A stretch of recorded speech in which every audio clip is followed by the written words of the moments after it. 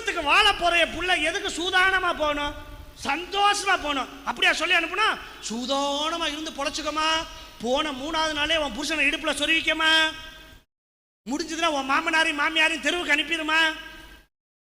பெற்றவங்களே சொல்லி அனுப்புறது அப்படிதானே. அதனால நம்ம குழந்தைங்களை சொல்லு, போன 3வது நாள் ஒன்னு அந்த வீட்டில் உங்க ஆத்தா இருக்கணும் இல்ல நான் இருக்கணும் அப்படின்னு சண்டை போட்ட பல மருமகள் எனக்கு தெரியும்.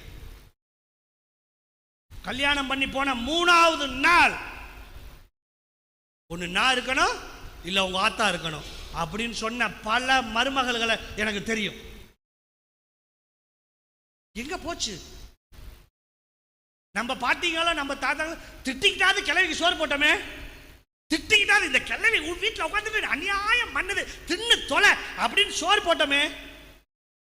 ஆனா ஏன் அந்த மனசு போயிருச்சு?